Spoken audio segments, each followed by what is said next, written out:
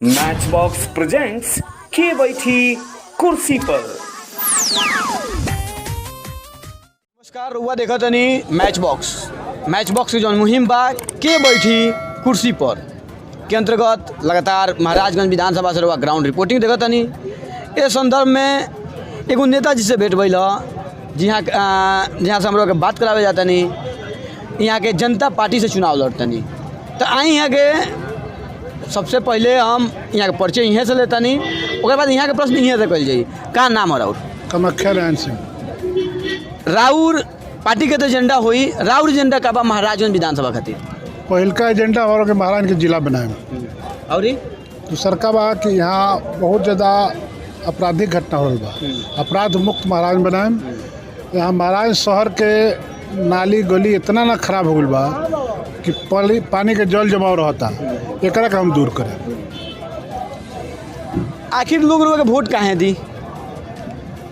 हम 77 से जनता के सेवा करते नहीं। 2 बार हमरा के टिकट दिहल गई, लेकिन सीट बदल गई। जैसे एक पहले आरजेडी से सिंबल हमारे भी लेकर है, लेकिन जदयू के विधायक हेमनारायण शाह पैसा से खरीद ले, पैसा से खरीद ले। एक खरीद के ये बेरा भी खरीदिए ले, मैंने पैसे से बिकाता टिकट हमारे यहाँ के। तो जदयू के टिकट के तैयारी करते नहीं? हाँ नहीं, आरजेडी के। तो राजद तेजा दूसरा खाता में चल गई बनो, बेच दिला सब कांग्रेस के हाथ में, हमार सिंबल बेच दिला सब, सिंबल बेच दिला सब। ये जगह जो मुख्य समस्या बा, एगो सड़क हम देखनी है बाजार में, वो सड़क के एगो सड़क के 3 आदमी शिलान्यास के ले बा।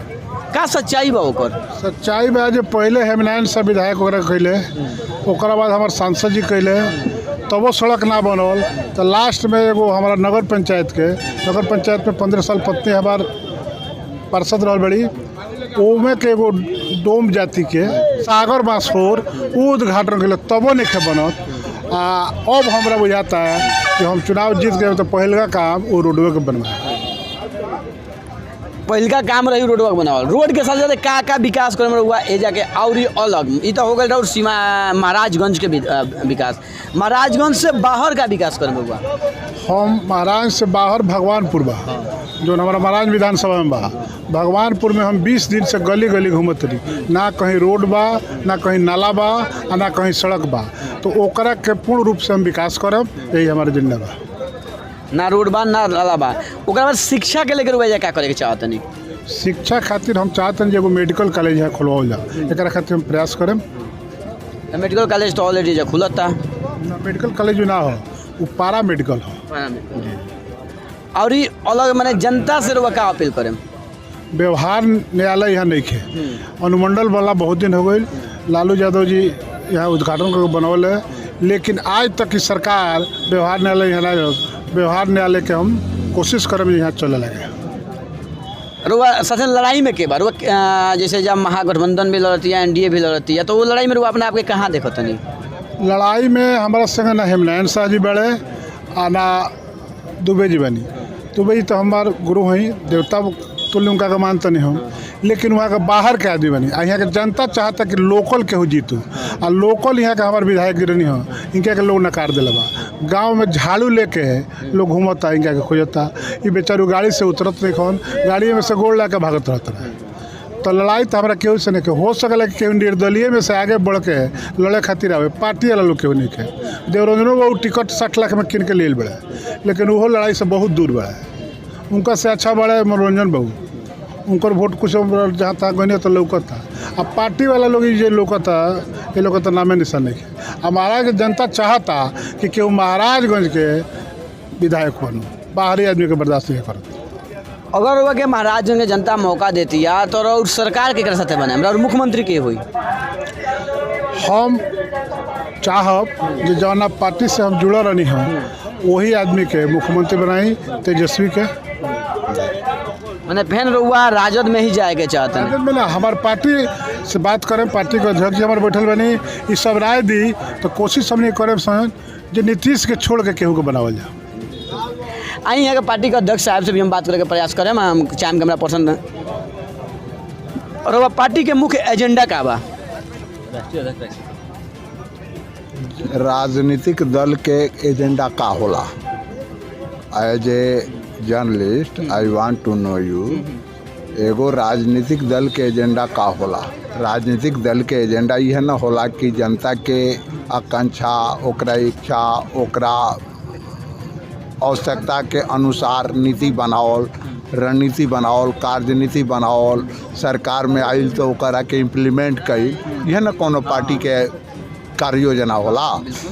तो एजेंडा सब बार बार जोन रुआ एजेंडा सब पर चर्चा करता नहीं। कोनो भी राजनीतिक दल के पहलका एजेंडा होला कि जनता के बीच विश्वास पैदा करके सत्ता तक पहुँचल। ठीक बा। तो बहुत लोग आइल जे अपन एजेंडा बनावल, सत्ता तक पहुँचल, सबे लुटही के कोशिश कैले बा। का जनता पार्टी कुछ अलग नहीं के सोचत? बिल्कुल, जनता पार्टी लोकनायक जयप्रकाश नारायण जी के द्वारा स्थापित पार्टी है। 1977 में इंदिरा गांधी के भ्रष्टाचार, तानाशाही के विरुद्ध पार्टी के गठन भई रहे। बीच में पार्टी कुछ दिन चुनावी राजनीति से दूर हो गई। डॉक्टर सुब्रमण्यम स्वामी जी हमरा से पहले अध्यक्ष रहलन, लेकिन जब से 2013 से हम अध्यक्ष बानी तब पार्टी लगातार आपन हाथ पैर मार रहा बा। एजा हमनी के एगो United democratic alliance Jaswant Sinha के नेतृत्व में बनल बा। ओकरे हमनी घटक दल बानी। हमनी 73 गो सीट पर बिहार में चुनाव लड़तन और चुनाव हमार उम्मीदवार जैसे यहाँ कामाख्या जी बानी, ऐसे ही रउरा जहाँ भी चलब ढंग के उम्मीदवार हमार बारन। हम उम्मीद करतनी कि ई लो जीती, आ जीत के आई सारा घटक दल के लोग इकट्ठा हुई, आज जे भी उपयुक्त पात्र हुई ओकरा के मुख्यमंत्री बनावल जाई। आ बेहतर जौन कर्पूरी ठाकुर मुख्यमंत्री भई रहलन या मोरारजी देसाई भारत के प्रधानमंत्री भई रहलन, रामसुंदर दास जी मुख्यमंत्री, उ लोग जहाँ छोड़ के गई जौन जयप्रकाश जी के एजेंडा के, ओकरा के इम्प्लीमेंट करे के बा, ओकरा के कार्यान्वित करे के बा, ओकरा के लागू करे के बा। दूसरा चीज़ की रहुआ एगो बहुत बड़ा हॉट सीट पर लड़तनी, जौन महाराजगंज सीट है, बहुत बड़ा सीट है। अपन कैंडिडेट भी दिले बानी, कैंडिडेट ने सब कुछ ठीक कैनी। राउर जौन पार्टी के एजेंडा बा वो जानते बानी, एजेंडा पर कहने के एजेंडा पूछतनी। ओकरा बाद एगो अलग चीज़ हम पूछतनी कि पार्टी विशेष हो सकता है कि वो एनडीए के समर्थन कर दी।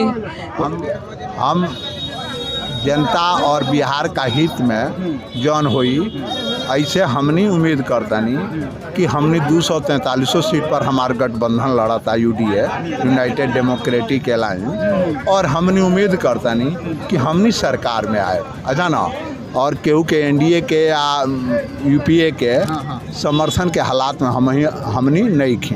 हमनी एगो अलग जौन लोकनायक जयप्रकाश नारायण जी के परिकल्पना के परिधि में जौन व्यवस्था हुई ओकरा के स्थापित करे के कोशिश में बानी, आ कोशिश करब। अगर बहुत हमनी अगर वो लक्ष्य के प्राप्त ना करनी तो हमनी विपक्ष में बैठल पसंद करब। अच्छा न, लेकिन नीतीश कुमार और लालू यादव जैसन भ्रष्टाचारी के और घोटाला मतलब कि एस्टीमेट घोटाला करे वाला का साथे हमनी ना बैठब। ठीक बा। हाँ, ई साफ रउरा के स्पष्ट संदेश हम देहल चाहतनी रउरा समाचार चैनल का माध्यम से। हमारा चैनल के माध्यम से रउआ महाराजगंज के जनता के, महाराजगंज विधानसभा के लोग के क्या मैसेज दें? बहुत सुखद आश्चर्य के बात बा कि हमहू महाराजेगंज के मतदाता बानी। और हमार उम्मीदवार कामाख्या नारायण सिंह सौभाग्यशाली आदमी बारन कि जेकरा के उनकर राष्ट्रीय अध्यक्ष वोट करी। अच्छा ना, ये एगो बहुत सुखद आश्चर्य के बात बा। दूसर चीज़ कि महाराजगंज के जौन जनता बा और महाराजगंज के जौन राजनीतिक पृष्ठभूमि बा, हमरा लगता कि एकरा में बहुत बदलाव के संकेत जनता का बीच में सुगबुगाहट बा। वर्तमान विधायक जे बारन उनकर भी लोकप्रियता या उनकर भी कार्यशैली से लोग में बड़ी ज़बरदस्त आक्रोश बा।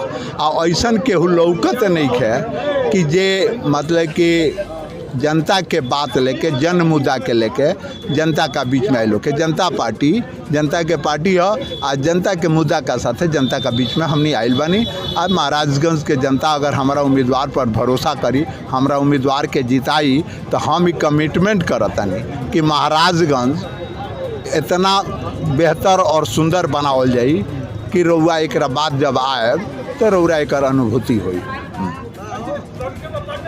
तो ये वीडियो रउआ देखत रहनी है महाराजगंज से आई एक हमारी बात करा जाता नहीं। बहुत बहुत स्वागत बा मैच बॉक्स के टीम में।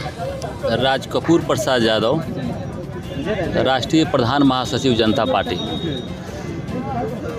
भी महाराजगंज विधानसभा से जनता पार्टी के अधिकृत प्रत्याशी कामाख्या प्रसाद सिंह बानी और यहाँ के हम महाराजगंज विधानसभा के जनता के अंतरात्मा की आवाज़ देख रहा बानी कि जनता जात पात, ऊंच नीच, भाई भतीजावाद, बैकवर्ड फॉरवर्ड, हिंदू मुस्लिम से ऊपर उठ के कामाख्या बाबू के जनता अपन सेवा के मौका दे रहल बा।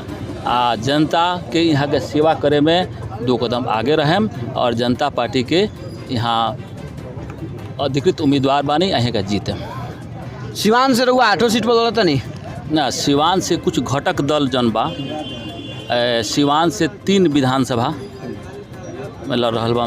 कहाँ गोरिया कोठी में प्रमोद कुमार यादव बारे प्रत्याशी, महाराजगंज से कामाख्या बाबू बानी, महात्म सिंह बानी जीरादेई से, आशा रंजन के सिंबल दिया रहा रायदेव रंजन उप आशा रंजन के कुछ टेक्निकल गड़बड़ी के चलते उनका नॉमिनेशन रद्द हो गई, अस्वीकृत हो गई। तो 4 में 3 विधानसभा से सिवान में लड़ रहा बा, जनता पार्टी लड़ रहा बा। एगो बड़ा बढ़िया अपना उम्मीदवार के नाम बतैनी हाँ महात्म भाई।